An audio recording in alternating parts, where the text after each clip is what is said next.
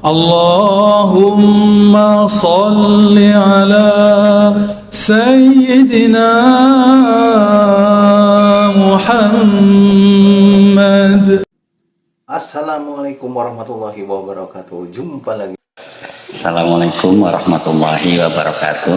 Waalaikumsalam warahmatullahi wabarakatuh. Mohon izin Kang Agus, berhubung gak ada yang bertanya, jadi kayaknya harus ikutan bertanya. Hal-hal yang belum saya mengerti, ya, nama saya Rahman Al-Fajri dari Korwil Tusukan. Pertama, pengen kita bertanya, ketika kita melakukan wirid, ya, tawarid itu, kita menyaksikan seperti halnya melihat matahari yang sedang nyorotin kita.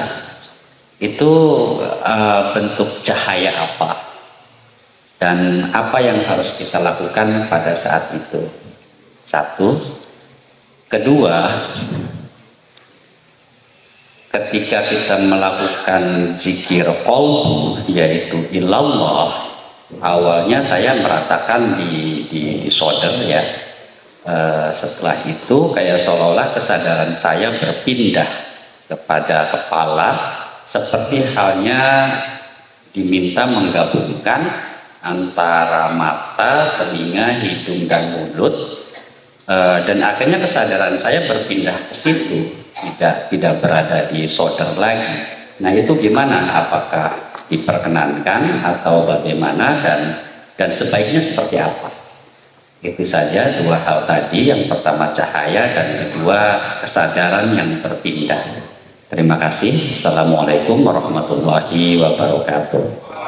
Waalaikumsalam warahmatullahi wabarakatuh. Pertanyaan yang bagus, ya, dari Pak Rahmat. Kita kasih bocoran saja, beliau ini lulusan Kairo, lulusan Al-Azhar, ya. Beliau bertanya tentang cahaya yang hadir di depan seorang pelaku, ya, katakanlah begitu, menyinari, dan tadi bahasanya ada seperti matahari.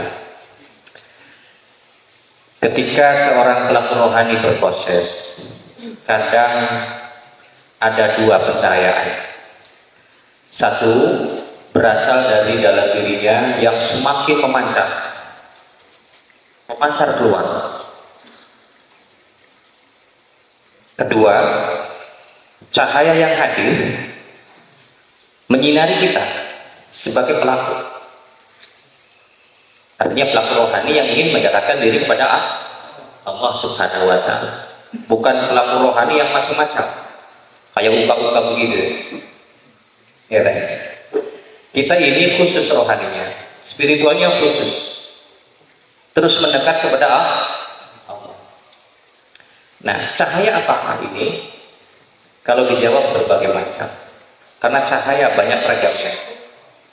Jadi sikap kita bagaimana? Terima saja, ini sebagai katakanlah hadiah, anggap saja begitu dari Allah Subhanahu wa Ta'ala. Manfaatnya apa nanti di kemudian hari kita akan tahu. Apa bisanya kita disinari? Tentunya ada program tersendiri dari Allah Subhanahu wa Ta'ala yang mungkin disemayamkan ke dalam diri kita. Artinya ada dunia baru, ada dunia baru.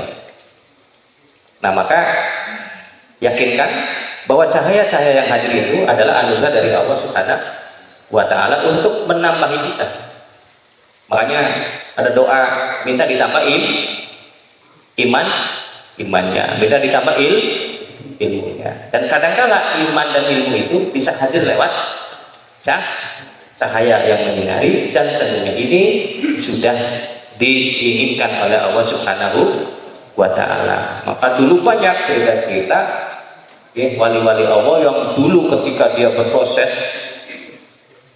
pendekatan, Nah, dia ini merasa dihadiri oleh cahaya, menyinari. Ini bisa saja terjadi, saudara. Nah, Kang, saya belum pernah begitu. Ya terus saja berproses. Semoga saja sampai dilimpahkan cahaya-cahaya yang belum masuk ke dalam tubuh kita sendiri. Itu sekiranya di jawaban pertama. Jadi jadikanlah itu hadiah dari Allah Subhanahu wa Ta'ala. Jangan takut. Jangan takut. Syukurilah. Alhamdulillah. Nah, cahaya yang begini ini tidak seperti silau, seperti matahari, tidak.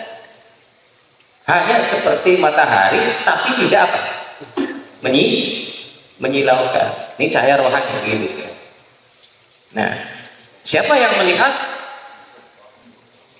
Ada 3. Kadang dari sini mabaina aina, ini mata batin, ini matanya di sebelah itu. Jadi kalau kita zikir terus merasa melihat di ruangan sekeliling kita, padahal kita merem, tapi kita lihat di sekeliling kita, dan bahkan melihat hadirnya cahaya yang tadi diceritakan. Nah, berarti ini yang lihat adalah jisim latif. Kedua, mata hati. Berarti kita sedang dikasahkan. Hati kita melihat cahaya yang hadir itu.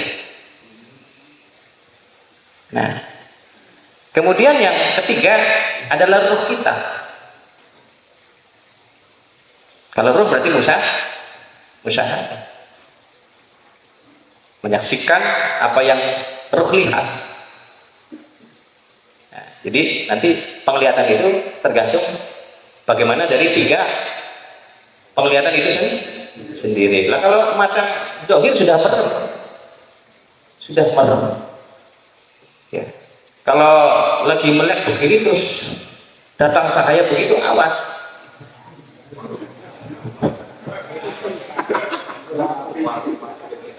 Iya toh. Innalillahi wa inna ilaihi. Iya. Nah, itu pertanyaan pertama. Sekiranya saja begitu. Kedua, ketika zikir qalbu disodor di dada, terus kesadarannya berpindah kepada tadi indera, ya. Ada mata, ya, hidung, telinga, itu indera, dan kesadarannya berpindah ke sana. Jadi begini, di dalam tubuh manusia ini ada kekuatannya banyak sekali, termasuk mata, hidung, telinga, bahkan tulang belakang saja itu luar biasa. Di bagian-bagian tubuh kita ada kekuatan, dan memang semua berasal dari yang maha kuat.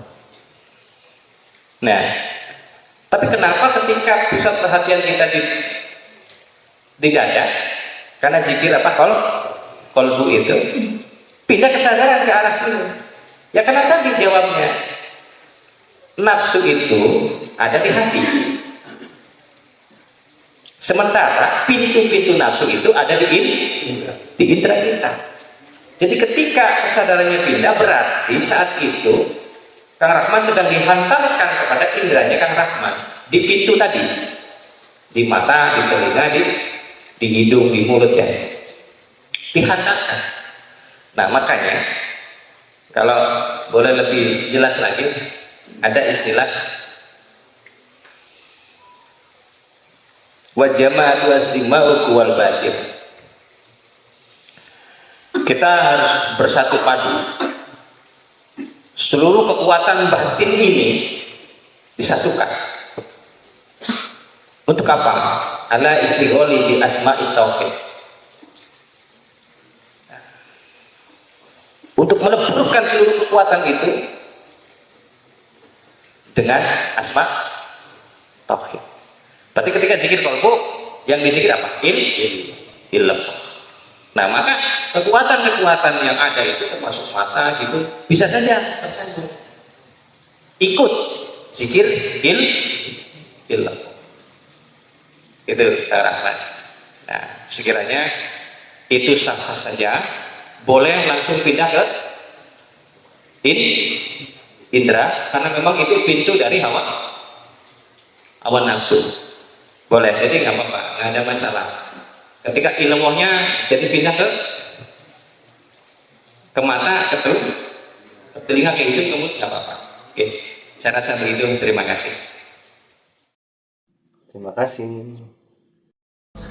الصلاة والسلام عليك يا سيدي يا حبيبي يا أبا الأرواح يا رسول